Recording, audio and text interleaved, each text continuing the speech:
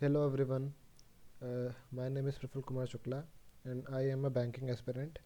मैंने last year IBPS PO से अपने बैंकिंग एग्ज़ाम्स की प्रिपरेशन स्टार्ट की थी and from last year to this year मैं करीब 5 मेंस दे चुका हूँ।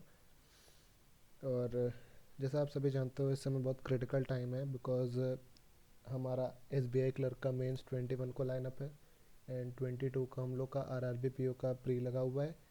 देन 29 के अराउंड हम लोग का IBPS क्लर्क का भी मेंस लगा हुआ है। तो बहुत सारे एग्ज़ाम एक साथ लाइंड अप हैं और बच्चे बहुत ज़्यादा कंफ्यूज्ड हैं कि कैसे हम लोग प्री और मेंस की प्रिपरेशन एक साथ कर सकते हैं।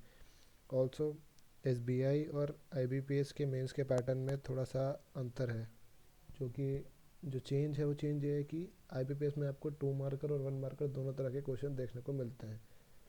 तो इस पैटर्न से भी बहुत ज़्यादा यूज टू रहना बहुत ज़्यादा ज़रूरी है because last year IBPS PO के मेंस में मेरे साथ यही गड़बड़ हो गया था, क्योंकि बाकी बच्चों के मुकाबले मैंने 1 मार्क के क्वेश्चन ज़्यादा अटेम्प्ट कर दिए थे, जिस चक्कर में मेरा ओवरऑल स्कोर थोड़ा सा कम हो गया था।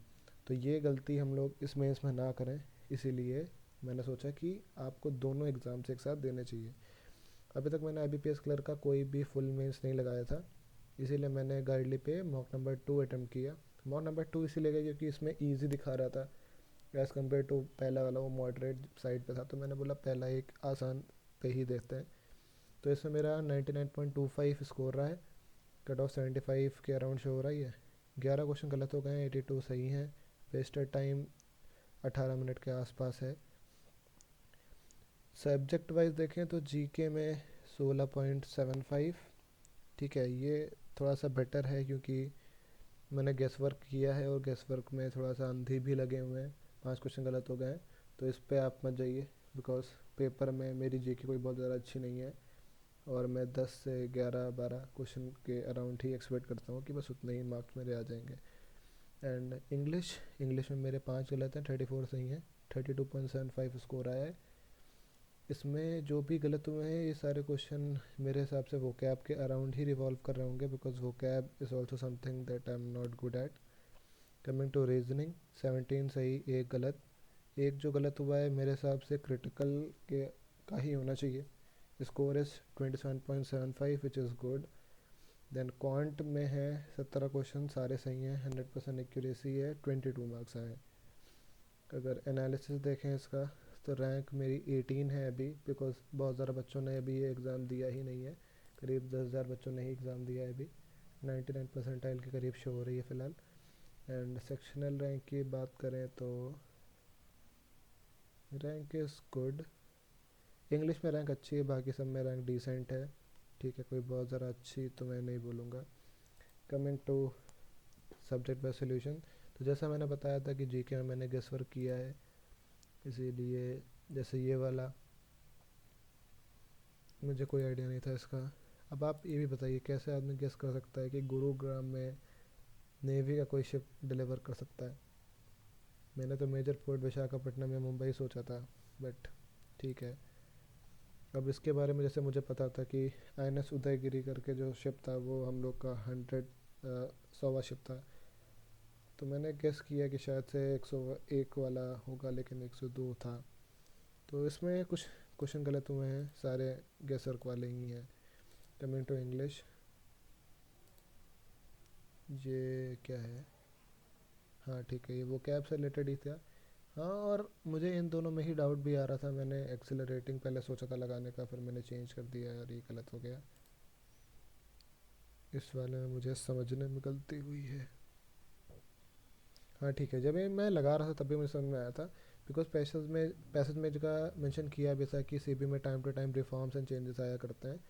तो ऑल इन्वेस्टर्स सबके सारे गाइडलाइंस बिना एक्सेप्शन के तो नहीं फॉलो करेंगे, अगर चेंजेस आ रहा है इसका मतलब लोग आवाज़ उठा रहे हैं। तो मुझे तभी लग रहा था, लेकिन मैंने सब मार दिए, गलत हो गया। ये वो कैब का ही है तो स्किप कर दिया। ये वो कैब का ही है, गलत हो गया। अच्छा, इस वाले में एक पेयर आगे पीछे हो गया। हाँ ठीक है, इस वाले क्वेश्चन में भी मुझे इशू आ रहा था बिकॉज सारे के सारे सेंटेंस जो देखिए पैसेज जो ये बात कर रहा था ना, वो ऐसे बात कर रहा था कि स्टार्टअप्स हो गए और बहुत सारी जो हम लोग की डिजिटलाइजेशन है वो किस तरीके से चीज़ों को इम्प्रूव कर रहा है। तो हर उसके बारे में अलग दिया है कि स्टार्टअप्स में भी इम्प्रूवमेंट हो रहा है, इकोनॉमिक सेक्टर में भी हो रहा है, और हेल्थ केयर में भी हो रहा है। तो किसी एक को कैसे आगे रखना है, कैसे पीछे रखना है, समझ ही नहीं आ रहा है, जो कि सारे सेंटेंस बहुत ज़्यादा इंडिपेंडेंटली बात कर रहे हैं। इसीलिए थोड़ा सा इसमें गलती हुई है। बाकी रीजनिंग में ठीक है, क्रिटिकल गलत है। रीजनिंग में पहले ये वाला पजल था, तो ये मैंने नहीं किया था, बिकॉज इसमें आप देखो 4 वेरिएबल प्लस ये वो भी है कि एक के ऊपर एक लाइन अप है, तो 5 वेरिएबल मान लीजिए आप।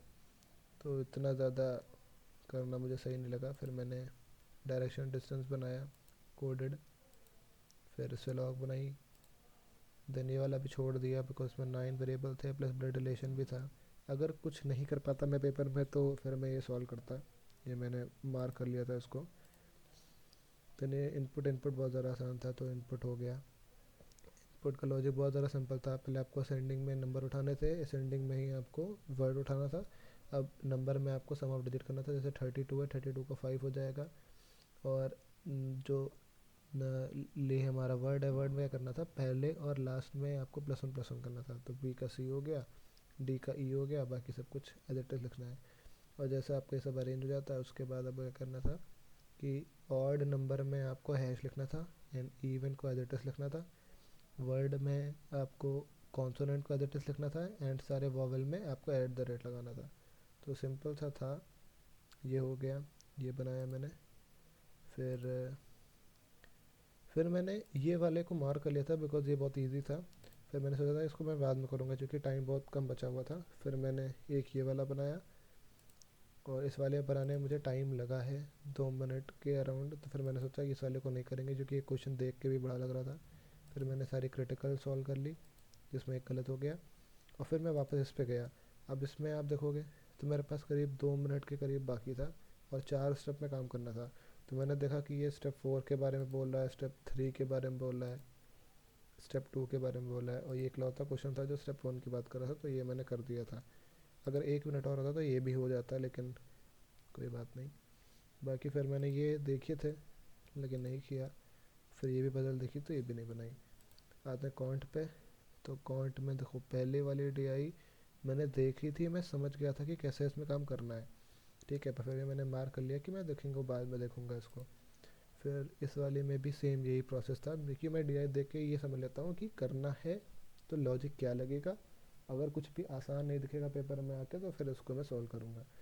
पर उसके बाद मुझे क्वाड्रेटिक इक्वेशन दिख गया, तो मैंने ये तीनों सॉल्व कर ली एंड पांचों सॉल्व कर ली इनफैक्ट। तो ये मुझे करना इसके मुकाबले ज़रा बेटर रहा, क्योंकि आप देखोगे टाइम कोई बहुत ज़्यादा नहीं लगा है। 1 मिनट इसमें, 2 मिनट इसमें, 44 सेकेंड इसमें, 3 मिनट समथिंग सेकेंड इसमें, और 20 सेकेंड में ये हो गई।